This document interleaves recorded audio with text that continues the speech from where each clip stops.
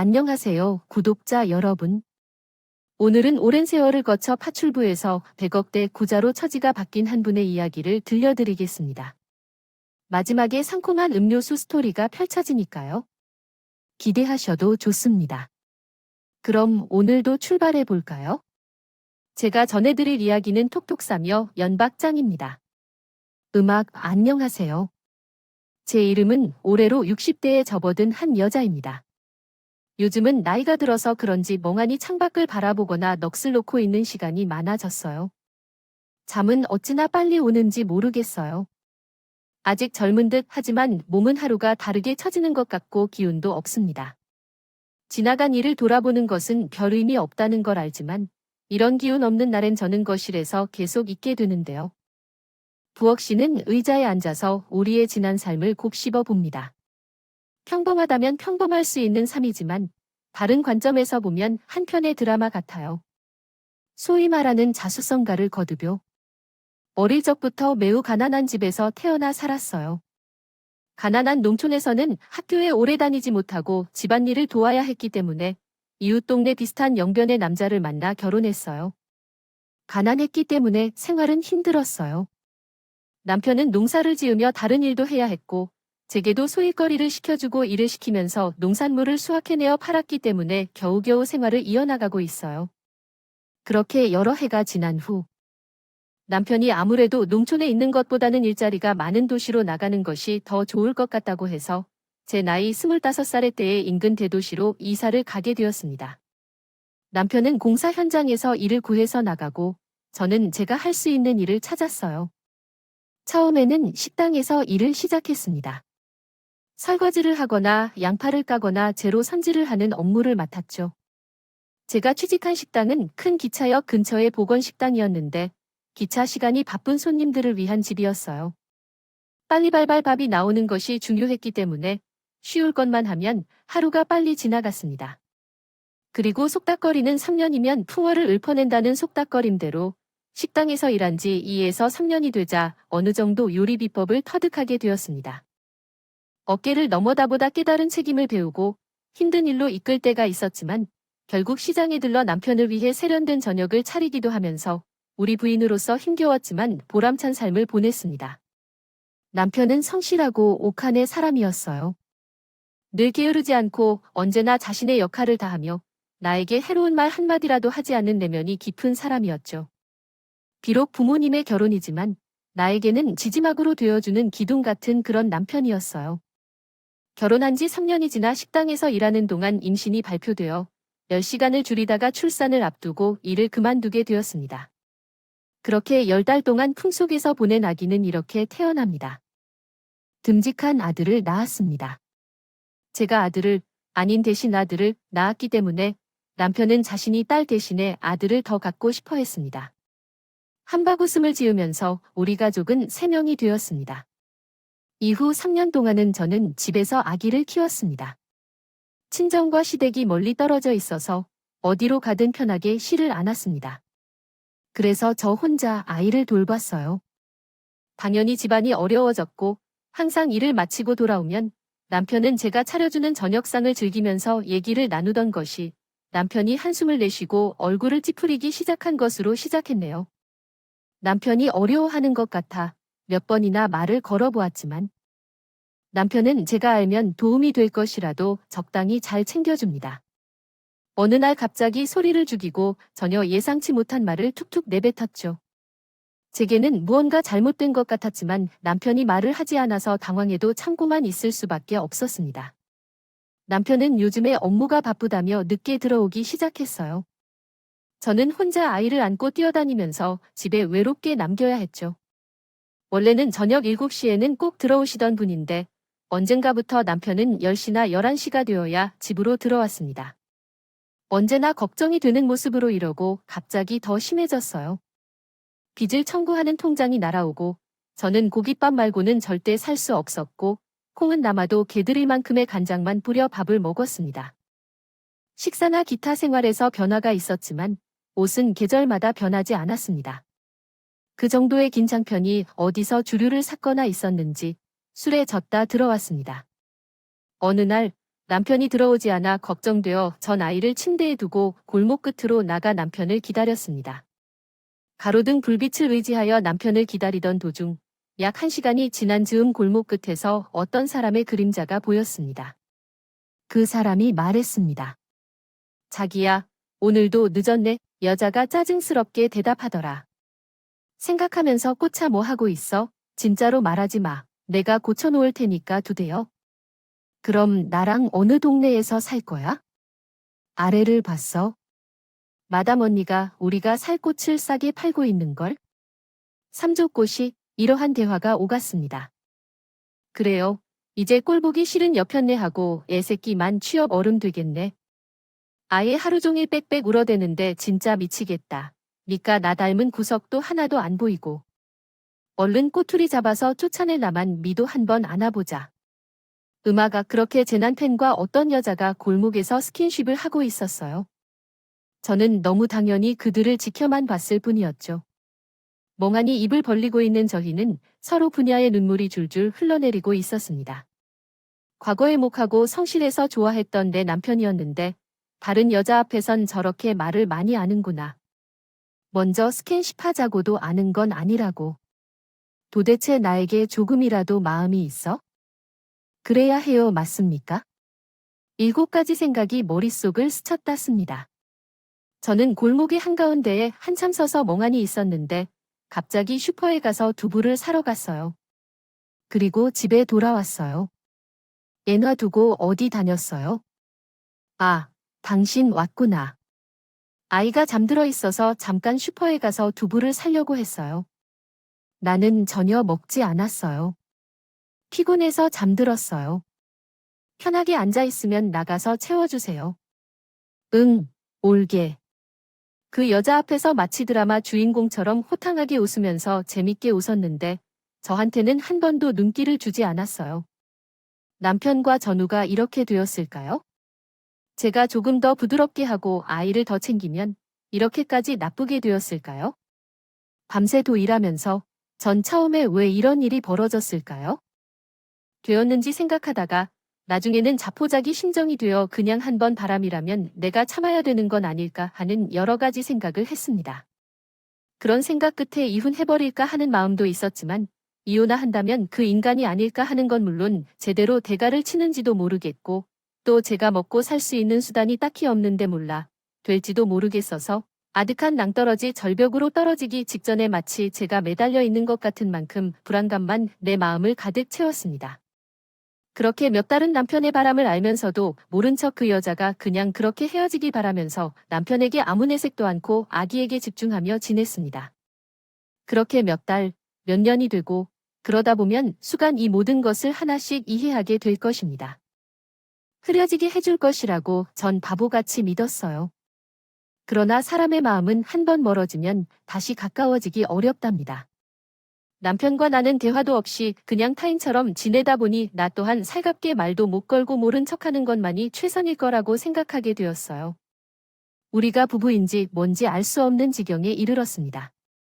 남편은 매일 늦게 들어와서 저는 더 이상 그의 저녁을 챙기지 않았어요.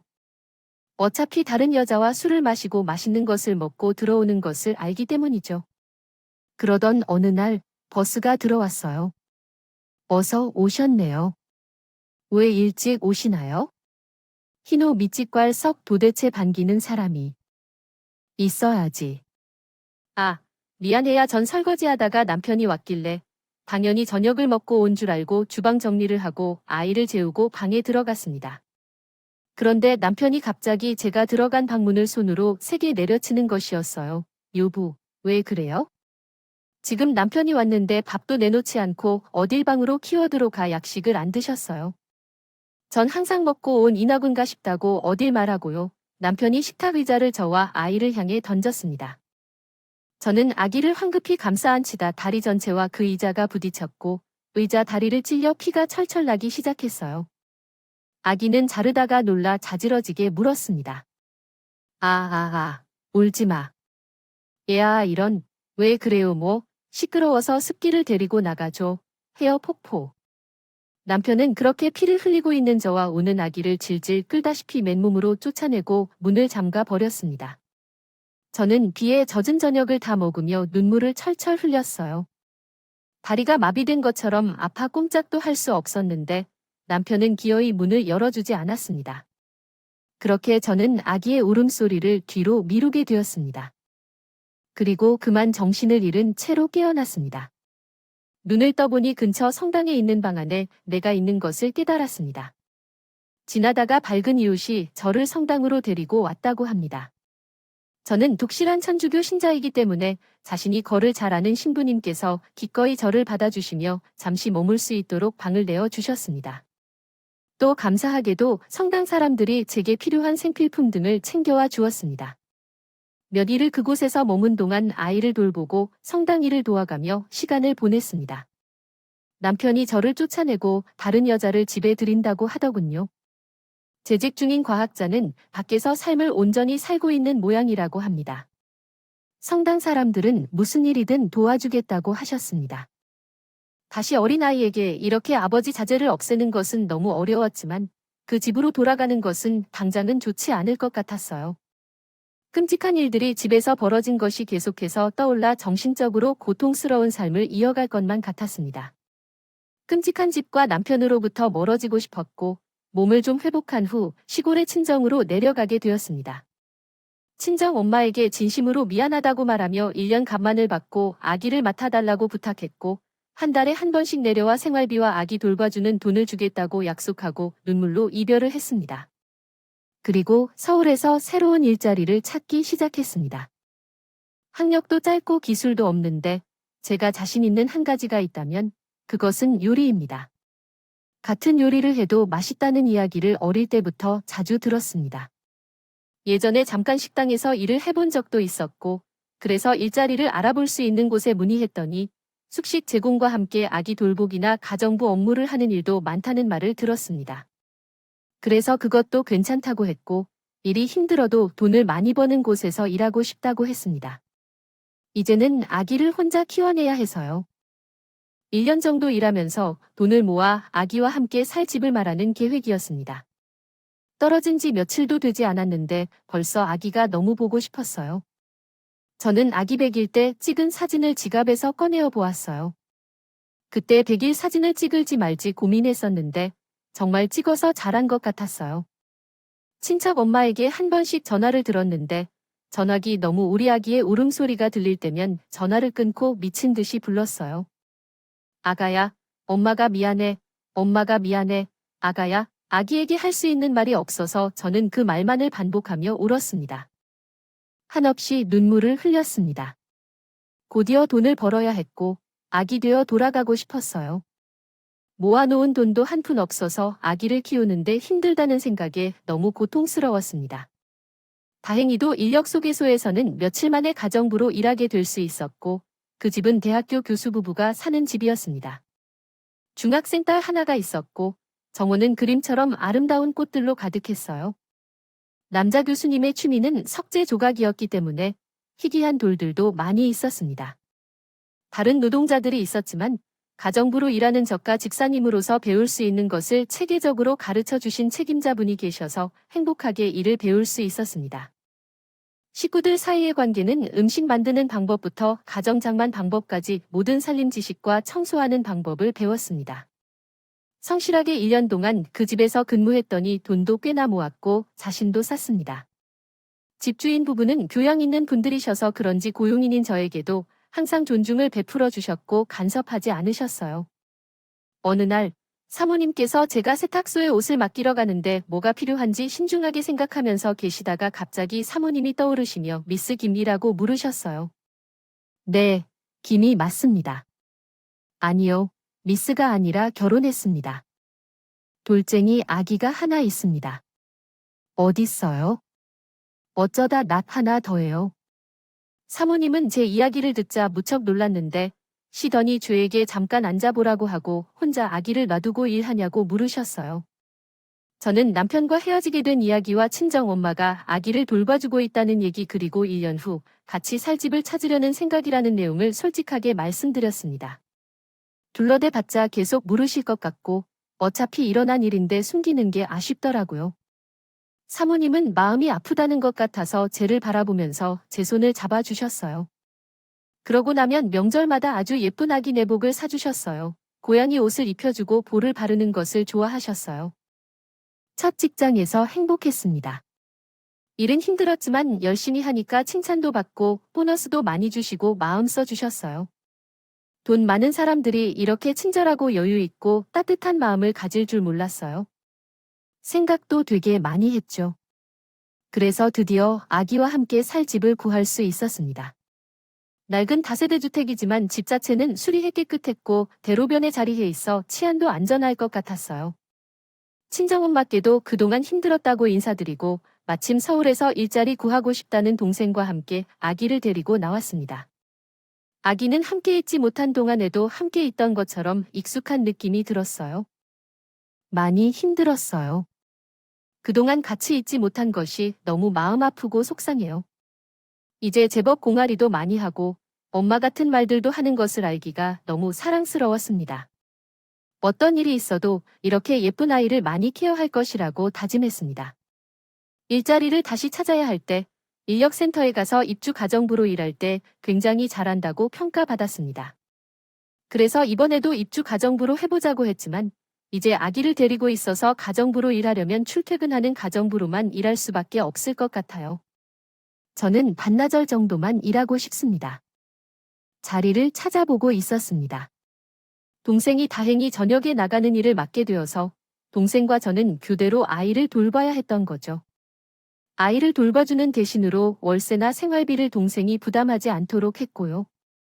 저는 이 세계 동네는 작은 언덕이 있었는데 그 언덕을 경계로 잘 사는 동네와 못 사는 동네로 나뉘어져 있었습니다. 제가 살던 곳은 언덕이 당동네에 있었고 제가 일하러 가는 집은 그 언덕이 부천 중에서도 가장 큰 집이라고 했어요. 이를 소개해준 삼손은 그러나 사모님이 까다로운 분이신 것을 알고 있어서 잘 부탁드린다고 했습니다. 제가 일하게 되었습니다. 제가 이렇게 된 집은 사업을 하는 집이었어요. 사장님은 거의 출장이 잦아 집에 계시지 않았고 사모님은 굉장히 날카로운 분이셨어요. 냉장고 정리 등이 필요할 때는 자신이 원하는 것을 따르도록 해야 했고 모든 집안일을 하면서 이건 이렇게 저건 저렇게 해라고 말씀하셨습니다. 저는 저번 직장의 사모님과는 달리 그런 말씀을 전혀 안 하시는 분이었고 많이 배려해 주시는 분이라는 것을 알게 되었습니다. 아침 8시에 출근하면 먼저 아침 식사를 준비했어요. 그나마 8시 아침에 드시신답니다.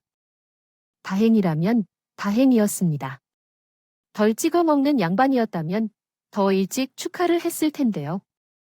자신의 손으로는 나 아무것도 하지 않으려는 사모님이 정말 입으로만 사람을 계속 쉴 새 없이 부려 먹었습니다. 정말 하나하나 수박 대신 들어 수찹을 했어요. 사모님은 딸이 하나 있었는데 우리 아들보다 1년 정도 빠른 2살 정도 된 여자 아기를 얻었습니다. 슬기라는 이름을 가진 그 아기에 대해서도 사모님은 손 하나 까딱하지 않았죠. 아기를 돌보는 아줌마가 따로 있어 그 아줌마만 아기를 볼 뿐 하루 종일 눈 한 번 맞추지 않는 것이 허다하고 쇼핑에 간 다음에 나가서 운전기사를 데리고 산더미 같은 쇼핑백을 들고 돌아와서는 산 것들을 풀어보지도 않고 처박아 두는 것도 일이었습니다.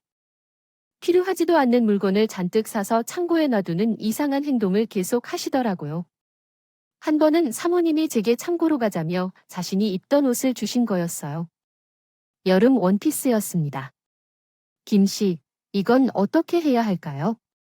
사모님의 문체 이름을 몇 번이나 말씀드렸는데도 김씨라고 잘 몰랐어요. 예, 아닙니다. 사모님. 왜? 이 옷은 백화점에서 샀으며 꽤 비쌌고 몇 번 안 입었는데.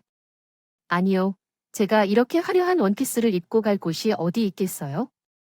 나는 요새 살이 빠져서 사이즈가 안 맞아서 그래. 너는 나보다 뚱뚱하니까 딱 맞춰서 이쁠 것 같은데. 그러나 죄송해서 이야기를 드리지만 가져가려면 참말로 말씀드리지만 가져가시면 안 될 거라면 가져가지 마십시오. 언제든지 말씀해 주십시오. 사모님이 너무 강하게 옷을 가져가라고 하셔서 결국 그 언제든지 전달해야 했습니다. 사실 제게 맞지 않는 옷이라 입을 일도 없었고 그렇지만 사모님은 일단 다른 사람에 대한 관심이 없던 분이셨어요.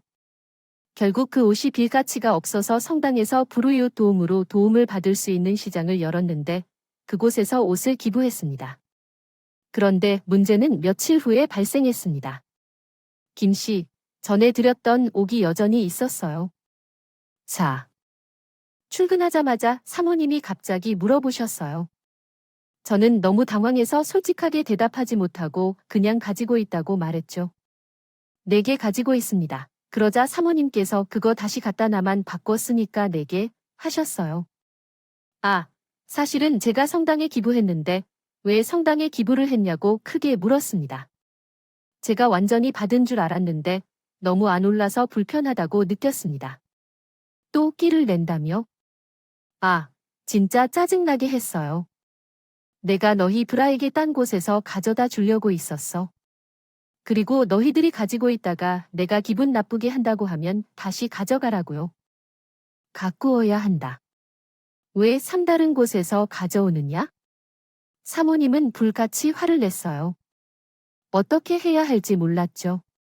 분명히 안 입는다고 필요 없다고 말했는데 옳고 다른 말을 했더니 그냥 비난하고 또 비난받았습니다. 한동안 내가 완전히 사모님에게 굴복하여 10g에 당했어요. 사모님은 아기를 돌보는 아주머니를 통해 내게 말을 걸어도 대답도 없이 호소했어요. 그러한 사모님의 감정이 너무 힘겼지만 또 다른 한편으로는 동료인데 왜 그 사람이 남에게 함부로 대하는지 생각했습니다. 하지만 월급을 받을 날만 생각하며 견뎌내고 계속 밝혔습니다. 그렇게 2년이 흘렀어요. 이제는 사모님이 변덕을 받을게요. 주는데도 입꼬리 낮고 제법 얼굴이 두꺼워져서 그냥 어지간한 일은 웃으면서 넘기는 수준이 되었어요. 도둑놈 양수도 때도 없이 씌워서 월급을 갖는가 하면 말던 탱 억지 부리고 사장님과 다 2개를 도와는 날이면 하루 종일 차장님 욕하는 걸 들어줘야 했고 그런 날은 요만큼이라도 심기가 거슬 의미 난뒤였습니다. 하루에도 10번씩 바뀌는 그 심기를 맞추기 위해 저는 사모님의 표정을 항시 살피고 입안의 혀처럼 그랬어요. 어느새 집안에서 사모님이 기분을 제일 잘 맞추는 사람이 제가 되어 있었습니다. 2년이나 시간이 지나 어느덧 제 아들은 5살이 되었어요. 그런데 동생이 다른 도시로 좋은 일자리를 구해 이상하게 되었습니다. 저는 동생이 아기를 가주지 않으면 아직 혼자 아기를 놔두고 일하러 갈 수 없었기 때문에 다시 친정으로 내려가기로 했어요. 식료품 가격이 비싸니까 월세가 낮은 곳으로 이사하면서 그동안 모아둔 돈으로 작은 가게라도 하나 차려 아기를 키우면서 청사를 할 계획이었습니다. 사모님께도 그렇게 말씀드리고 이렇게만 두겠다고 말씀드렸어요.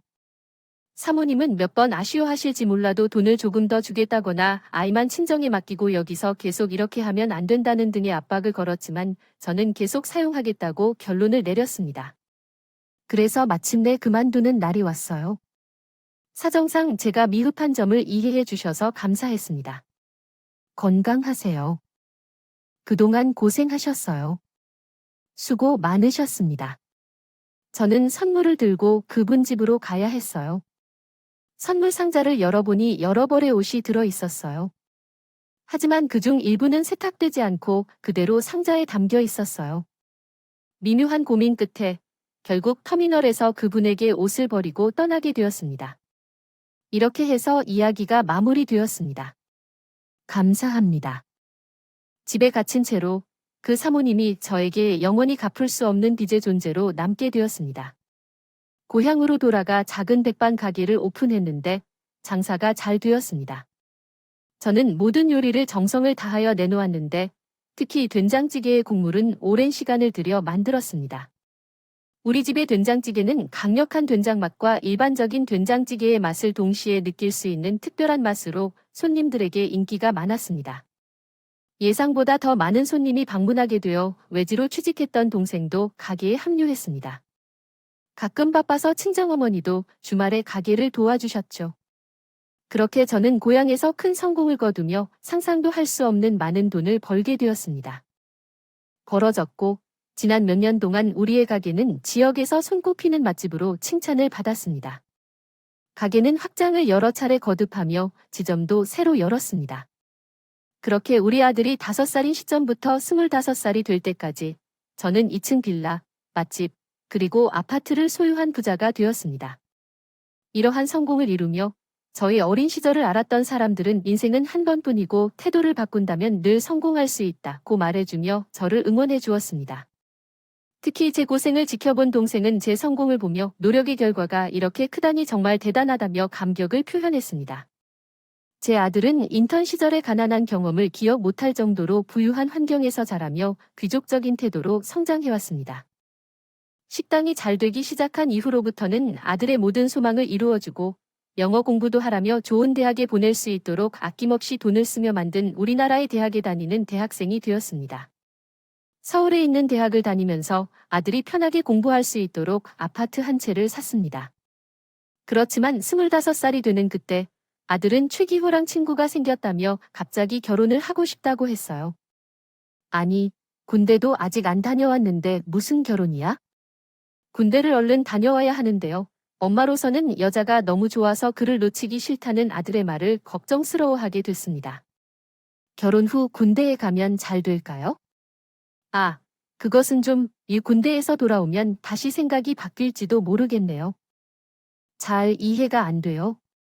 아침에 전 여자친구하고 제 부모님하고 숙소 한번 가보는 게 업되고 여자친구 집에서 결혼에 찬성해 주신다는데요.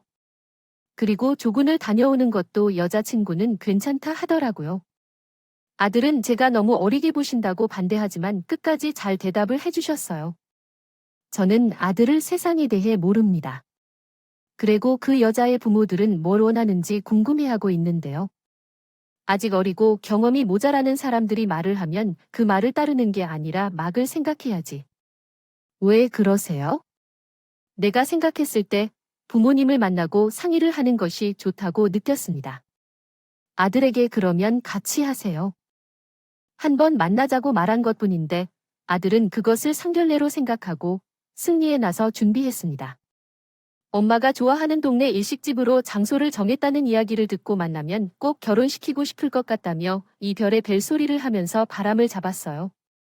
무슨 여자가 그렇게 좋다고 난리를 쳐서 전 어이가 없었어요. 아들의 말을 따라가고 성경의 날이 되어 왔어요. 약속한 대로 집에 찾아가자 여자와 그 부모가 먼저 와 앉아 있었습니다. 안녕하세요. 제가 준수의 엄마입니다. 라며 인사를 건네자 앉아있던 세 사람이 일어섰습니다. 안녕하세요. 준수 씨의 부모님입니다. 하며 엄마 아빠가 인사를 드렸습니다.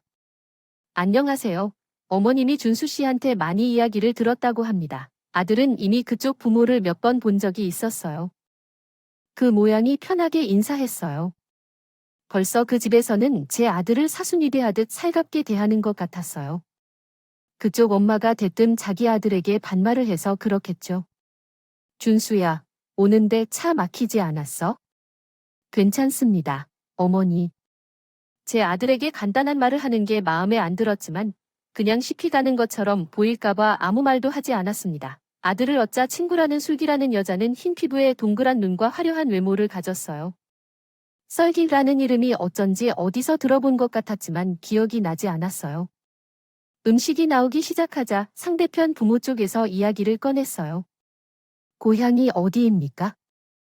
앙앙어는 이 동네에 있어요. 서울살이를 해보았지만요. 젊을 때 이것저것 고생하는 일도 많이 있어요. 아, 그런가요? 아, 식사를 하신다고 하시는데 된장찌개를 알고 계십니다. 다음에 한번 집에 모시겠어요. 음식 솜씨가 좋으신 것 같아요. 아이라는 아가씨 엄마의 목소리는 어딘가에서 들어본 적이 있어요. 어디서 들었던 목소리인지 생각을 해봤지만 도저히 모르겠네요. 우리 엄마가 젊을 때 좋은 자식들을 키우느라 가사 도우미 일도 많이 하시고 점을 차리시는 일도 많았어요. 아. 그렇게 어떤 어려운 상황을 겪으셨던 거예요? 서울 땡땡동 동쪽에서 그런 경험을 했던 거죠?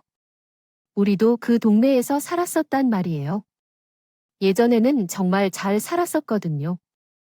얼마 전 어머니가 웃으며 말했을 때 갑자기 과거의 누군가와 비슷한 모습을 떠올렸어요.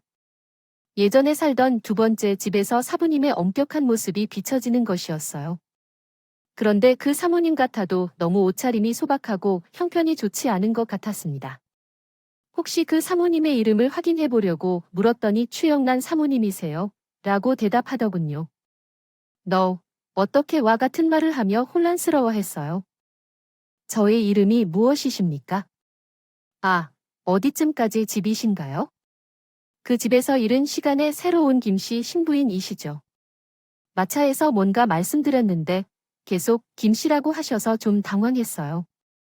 홈 안내판에 김씨라고 되어 있네요. 갑자기 어떤 일이 있으신가요? 사고가? 문주 씨에게 사퇴 사령을 했어요. 제 아들과 여자친구는 엄청나게 당황해 시작했어요. 이런 일이 있었나 봐요. 그래, 그동안 잘 지내셨어요. 죽음에는 식당처럼 나 보인다고 먹고 사는 것만이 흔한가 봐. 노선모 씨님, 그때 제가 집에 돌아와서 아기가 바로 지금 여기 제 아들이네요. 설마 글씨를 참 잘 쓰시네요. 어떻게 지내셨어요? 저는 모르게 옛날 버릇대로요. 존댓말을 깍듯하게 하고 있었습니다. 사모님은 거만하게 고개를 들더니 저에게 말했습니다. 집이 좀 어려워져서 고생은 했지만 그럭저럭 잘 지내시나요? 그런데 말이야, 이 결혼은 안 되겠죠? 제가 어차피 결혼을 안 시키려고 나간 자리였지만 막상 사모님이 그렇게 말씀하시니 이유를 궁금했어요. 아니, 수준이 맞아야지. 어디가 정분에 하더라도 우리가 혼사를 믿나? 아무리 우리 형편이 키우라 써도 이건 아니잖아. 지금도 작은 식당을 운영하며 결혼할 때 칩천세금이라 주태주고 있어요. 서울에 아들 앞으로 살았던 강남 아파트가 있었지만 다른 사람들이 뭐라고 떠들어도 그냥 가만히 웃기만 했어요. 그러다가 사모님은 예전 버릇을 못 버리고 막말을 퍼붓더군요. 얼마나 귀여운 애를 어떻게 키우느냐 하면서요. 못된가 봐요. 서울 아파트라도 작은 평수라도 전세금이라도 혼인 상대로 만나야 된대요. 전 세계가 그러고 거야? 내가 잘 살 기회가 있다면 부유한 집안에서 왔다고 해서 노소를 말려도 되냐고. 네 남자친구가 구질구질이라며 못 사는 집안 가정부 아들이라고 말하면서 얼른 일어나라. 자, 결혼할 거야라고. 사모님, 자 아들이 지금 사는 저사 도 평수 아파트 웨어하우스라고요. 대출 없이 다녀요. 음악 어느 순간 가자미가 일어서던 사모님은 몸이 굳은트 그 자리에 가만히 서 계셨어요. 나는 웃으며 그런 사모님을 향해 계속 말했어요. 저희 식당 지점이 7개이고 월 매출이 억대인데 현재 갖고 있는 자산도 100억은 좋게 될 거예요. 그리고 그 조금은 된장찌개 가게가 이렇게 커진 게 어떻게 생각하세요? 세상 재미있죠. 사도 나 애척이 내가 마실수록 했네요. 예전에 잠깐 우리 지미를 도와주신 걸로 말을 함부로 했고 죄송해요. 제가 사과드리겠습니다. 아니요, 사과드리지 않아도 좋아요. 저는 떠나기로 했던 날 여기 있는 설계 아파트에서 빨아지지 않은 땀내 가득한 옷을 입고 아들이 피라고 상자 이너 챙겨준 것에 정말 감사했습니다. 터미널 쓰레기통에 버려져 있을 거예요. 미소 짓는 제 말에 부모님 얼굴은 어두워져서 씁니다. 어머니는 아무 말도 못한 채로 나를 보고 딴 곳을 쳐다보고 있었고 옆에 아버지 또한 당황해서 어떻게 할지 몰라 하셨다고 합니다. 가장 단언은 사람들은 술을 마시다 아쉬운 자들이었고요. 제 아들의 얼굴이 환한 것 같았기도 했습니다. 정윤희의 알 수 없는 즐거움을 느끼며 마지막 메시지를 보내줄래요? 저도 어떻게 해야 할지 모르겠지만 서둘러 떠나야 해요. 생각이 없군요. 어느 정도는 경제적으로 비슷해야 사돈의 격이 맞는 것이 아니겠습니까? 그리고 없어 살다가 갈수록 사치로 여기는 그런 천박한 사람들 정말 싫어요. 쓰게 할 거면 씨가 어떤 사람인지 모르겠겠지만 부모를 보면 뻔하지 않을까요? 아들아, 이 결혼 없이는 안 될 일로 하려 어머니는 두 번째로 말 안 한다. 나 먼저 가 볼게. 그럼 전 미소를 띠며 말을 마무리하고 유유히 그 자리를 떠났습니다. 아들은 말 없이 제 뒤를 따라 나왔어요. 그러다 우리 등 미로 사모님의 목소리를 공유했습니다. 정말 사돈사전 자기야, 이렇게 보면 어떻게 해야 할지. 자기야, 아래와 같이 수정해보세요. 그런 살을 맞이하는 저희 가족의 정겨운 모성이 그 가정을 풍성히 다스리셨던 누님이 그리워졌어요. 재산이 도둑 맞았을지 몰라도 원만했던 가정이 그토록 황폐해져 버리다니 정말 안타깝네요. 저는 늘 열심히 노력하여 성과를 거두는 모습을 보여주고 싶었지만 부유했던 그 집이 망해 가는 모습을 보니 마음이 절로 아팠습니다. 20년이란 세월 속에서 인간의 운명이 어떻게 변화하는지를 새삼 느낄 수 있어 신기하기도 했어요. 저의 노력과 성공이 어떤 날보다 자랑스러웠고 행복한 순간이었습니다. 그리고 마찬가지로 성립된 이후에도 여전히 끈기 있는 그 모녀의 연락은 끊이지 않았습니다. 계속해서 제 아들에게 전화를 걸거나 저에게 연락을 취하고 빌고 꾸준히 노력했죠. 전화를 받지 않겠다고 하면서도 성모님은 문자로 연락을 주셨어요. 그것은 옷을 그런 식으로 선물한 이유였습니다. 설사를 피하기 위해 세탁물과 혼동한 것도 5일 간격으로 한 일이었고 이자 해육을 하자고 말을 한 겸 찬양도 했었습니다. 그것이 좋겠다는 말을 들으니 말도 안 되게 들러들기 시작했고 심지어 장소와 시간을 정해서 여기에 기다릴 테니까 다 가지고 오라는 것은 선을 넘는 행동을 계속했습니다. 저는 당연히 기다리지 않고 나가지 않았고 예나 지금이나 자기 중심적으로 행동하고 남의 말을 듣지 않는 성격은 어려운 것이었습니다. 나중에 아들을 통해 들었던데 그 당시 사업을 크게 하던 사장님이 바람을 피워 상대 여자가 재산을 훔쳐 도망가 버리는 상황이 발생하여 집안이 크게 어려워졌다고 합니다. 남편이 바람 탓에 그런 지경이 되었는데도 능력이 부족하고 할 수 있는 그 사람이 없을 때는 사모님과 함께 살 수밖에 없었고 현재는 사장님이 경비원 일을 하며 살고 있다고 합니다. 슬기라는 아가씨 또한 대학에 다니면서 알바를 하고 있는데 그럼에도 좋은 옷을 사는 것을 선호하고 자신을 꾸미는 것을 좋아하며 아들인 제 아들에게 비싼 선물을 여러 번 사준다고 하더군요. 아들은 여자친구가 원하는 것이 많은데 이를 충족시킬 수 없어서 안타까워하며 백화점에서 가방과 같은 것을 여러 번 사준다고 합니다. 어느 날 여자친구가 아들을 집으로 초대했는데 그 이후 결혼을 하고 싶다며 달리기를 시작했다고 하네요. 아이를 일찍 낳고 싶다는 욕망을 공개하면서 혼인신고부터 잘을 하겠다고 했던 그런 식으로 제 아들에 홀려 결혼까지 밀어붙이려 했던 겁니다. 제 아들에게 말했습니다. 사람은 결국 세월을 제외하면 어떻게 살아왔는지가 얼굴에 드러나게 된다고. 그런 속물적인 것을 최고라는 아가씨와 결혼하면 아주 마음고생을 하고 힘들게 살 거라고. 그러니까 현명하게 잘 정리해라고 말이죠. 저희 기가 막힌 세계 내의 이야기 어떠셨나요? 소개 후 란 했는데 재미있게 들으셨는지 모르겠습니다. 혹시 지금 어려운 상황에 있는 분들이 있다면 성공을 기억해 주세요. 신이 살다 보면 반드시 기회가 옵니다. 그럼 여러분 항상 건강하세요. 이야기 들어주셔서 감사합니다. 음악에 대해 무엇인가요? 자세한 정보를 알려주세요.